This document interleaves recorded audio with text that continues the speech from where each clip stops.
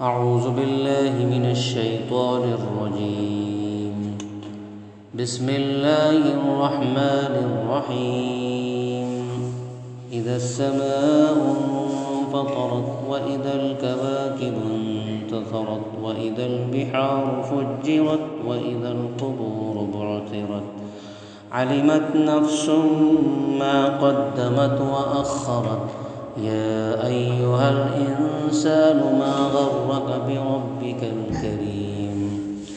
الذي خلقك فسواك فعدلك في أي صورة ما شاء ركبك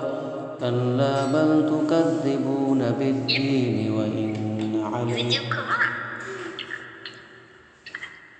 وإن عليكم لحافظين كراما كاتبين يعلمون ما تفعلون إن الأبرار لفي نعيم وإن الفجار لفي جحيم يصلونها يوم الدين وما هم عنها بغائبين وما أدراك ما يوم الدين ثم ما أدراك ما يوم الدين يوم لا تملك نفس لنفس شيئا والأمر يومئذ لله.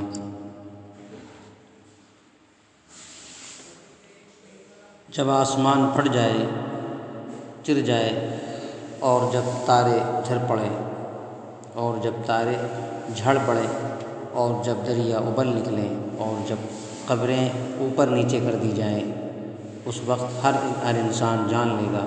کہ اس نے کیا آگے بھیجا ہے اور اس نے کیا پیچھے چھوڑا ہے۔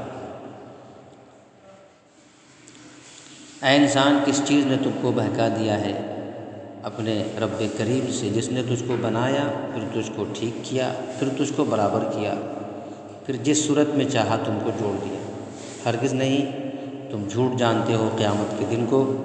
اور تم پر ایک نگہبانی کرنے والے فرشتے مقرر ہیں جو عزت والے ہیں، تمہارے اعمال لکھنے والے ہیں، جو کچھ بھی تم کرتے ہو وہ سب جانتے ہیں۔ بے شک نیک لوگ جنت میں ہیں اور بے شک گنہگار دوزخ میں ہیں، جو اس میں قیامت کے دن ڈالے جائیں گے، اور وہ اس سے غائب ہونے والے نہیں ہیں۔ اور تمہیں کیا خبر کہ انصاف کا دن کیسا ہے؟ پھر بھی تجھ کو کیا خبر ہے کہ کیسا ہے انصاف کا دن، جس دن بھلا نہ کر سکے گا کوئی انسان کسی انسان کا کچھ بھی، اور حکم اس دن اللہ تعالیٰ ہی کا ہے۔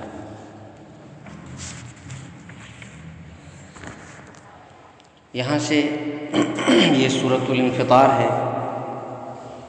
یہاں سے اللہ تعالیٰ نے اس سے پہلے والی صورت میں قیامت کے وہ حالات پیش کیے جن کا ذکر شروع صورت میں کیا گیا ہے۔ آسمان کا پھٹنا، ستاروں کا جھڑنا، سب شور اور شیری دریاؤں کا ایک ہو جانا، قبروں سے مردوں کا اٹھنا، اس وقت ہر انسان جان لے گا کہ اس نے کیا آگے بھیجا ہے، کیا پیچھے چھوڑا ہے۔ آگے بھیجنے کا مطلب یہ ہے کہ اس پر اس نے کیا عمل کیا، جو عمل کیا اس نے اس کو آگے بھیج دیا۔ اور پیچھے چھوڑنے کا مطلب یہ ہے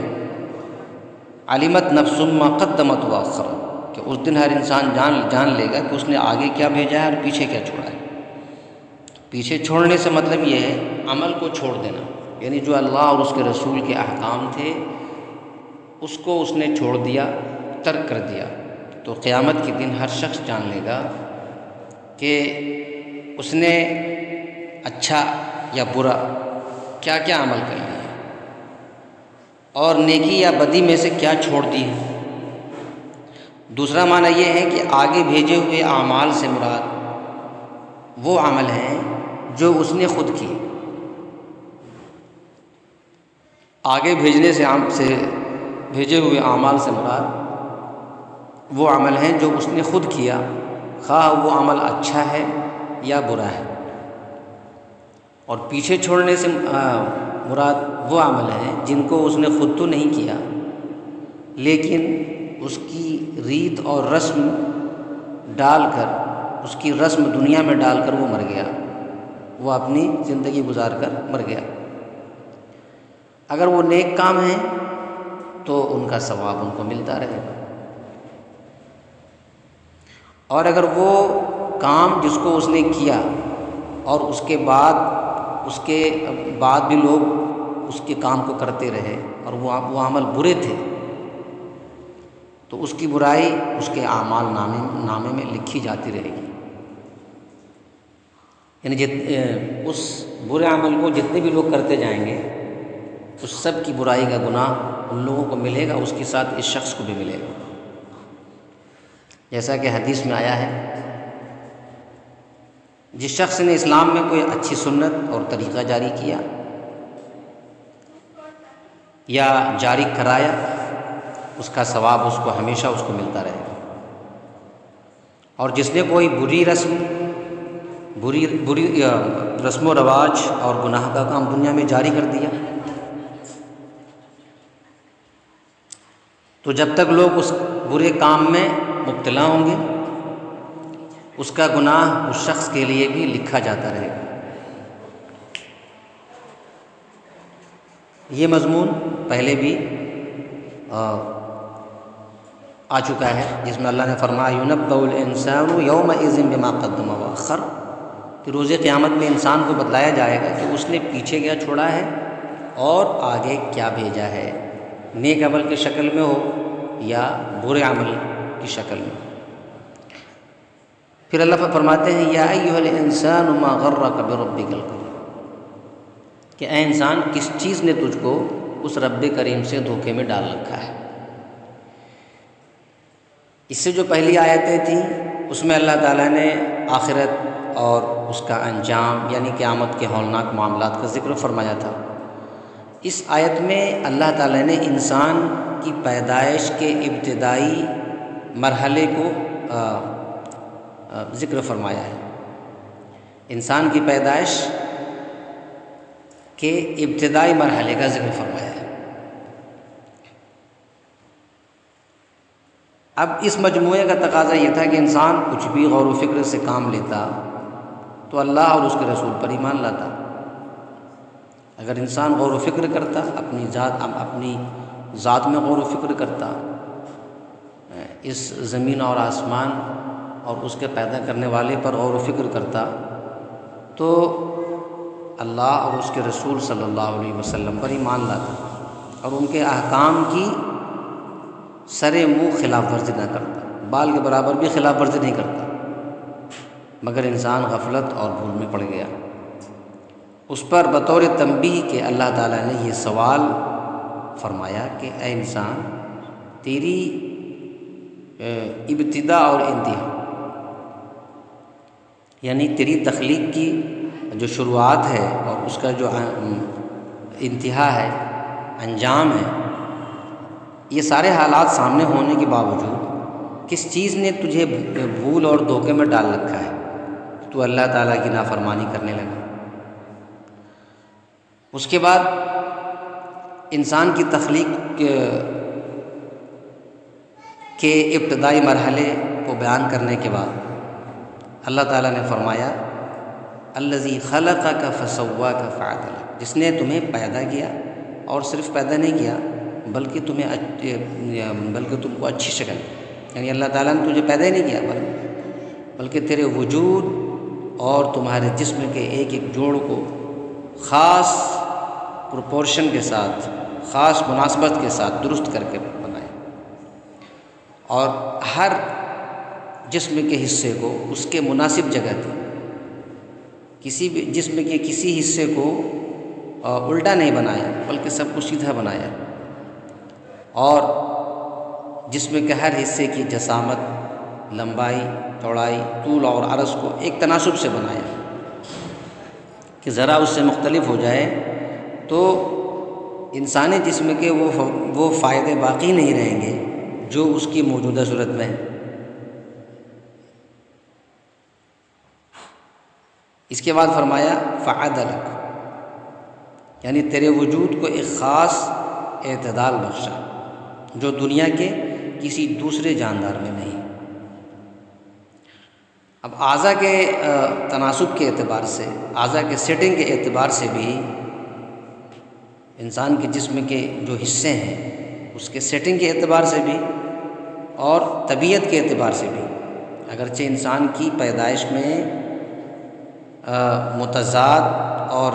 مختلف مٹیریلز شامل ہیں، خون ہے، بلغم ہے، سودا ہے، صفرا ہے، کوئی گرم کوئی ٹھنڈا، مگر اللہ تعالیٰ نے اپنی حکمت سے ان متضاد چیزوں کو،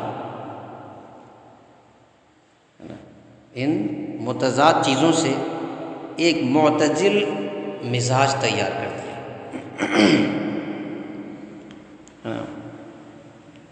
معتدل مزاج تیار کر دیا۔ اس کے بعد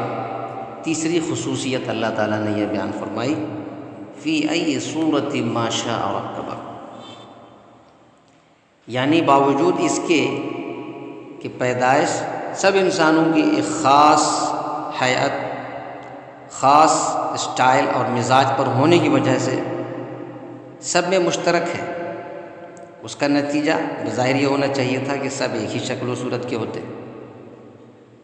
آپس میں جب سب ایک ہی شکل کے ہوتے تو انسانوں میں فرق کرنا مشکل ہوتا کون کس کا بچہ ہے، مگر اللہ تعالیٰ نے اپنی قدرت کاملہ سے، اپنی قدرت سے اور اپنی حکمت سے کروڑوں بلکہ اربوں انسانوں کی شکل و صورت میں ایسا فرق پیدا فرما دیا جو ایک دوسرے سے خلط مند نہیں ہوتے، ہر شخص صاف، نمایاں اور ممتاز رہتا ہے۔ انسان کی پیدائش کی ابتدا اور اس کے مراحل یہ اللہ تعالیٰ کی قدرت کا کمال ہے، یہ اللہ تعالیٰ کی یہ اپنی قدرت کو بیان فرمانے کے بعد اللہ تعالیٰ نے فرمایا ما غرک بربک الکریم، کہ اے غافل انسان، جس پروردگار نے تیرے وجود میں ایسے ایسے کمالات رکھے ہیں، پرفیکشنز رکھے ہیں، اس کے معاملے میں تو نے کیوں کر دھوکے اور فریب کھایا، کیا اللہ کو بھول بیٹھا، اس کے حکموں کی اس کے احکام کی نافرمانی کرنے لگا، تجھے تو خود تیرے جسم کا جوڑ جوڑ اللہ کی یاد دلانے اور اس کی اطاعت پر مجبور کرنے کے لیے کافی تھا،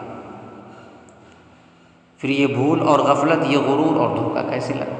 اس جگہ اللہ تعالیٰ نے رب کی صفت کریم ذکر فرمایا، رب کی صفت کریم ذکر فرما کر اس کے جواب کی طرف اشارہ کر دیا کہ اے انسان، کہ انسان کے بھول اور دھوکے میں پڑنے کا سبب حق تعالیٰ کا کریم ہونا ہے، حق تعالیٰ کا کریم ہونا ہے، رحیم ہونا ہے۔ کیونکہ وہ اپنے لطف کرم سے، اپنی بخشش سے انسان کے گناہ پر فوراً سزا نہیں دیتا، بلکہ اس کے رزق اور عافیت اور دنیاوی آسائش میں بھی کوئی کمی نہیں کرتا۔ یہی لطف اور اللہ تعالیٰ کی بخشش اس کے غرور اور دھوکے کا سبب بن گیا۔ حالانکہ ذرا سے اگر وہ اپنی عقل سے کام لے تو یہ لطف اور اللہ تعالیٰ کا یہ کرم غرور اور غفلت کا سبب بننے کے بجائے اور زیادہ اپنے اللہ کے احسانات کا شکر گزار ہو کر اللہ تعالیٰ کی اطاعت میں لگے گا، اللہ تعالیٰ کی فرما برداری میں لگے گا، لیکن ایسا نہیں۔ حضرت حسن بصری رحمۃ اللہ علیہ نے فرمایا کم من مغرور تحت الستر، کم من مغرور تحت الستر وهو لا يشعر، یعنی کتنے ہی انسان ایسے ہیں کہ اللہ تعالیٰ نے ان کے عیبوں گناہوں پر پردہ ڈالا ہوا ہے، ان کو رسوا نہیں کیا، ان کو ذلیل نہیں کیا، وہ اس لطف کرم سے اور زیادہ غرور اور دھوکے میں مبتلا ہو گئے۔ پھر فرمایا ان الابرار لفی نعیم، ان الابرار لفی نعیم،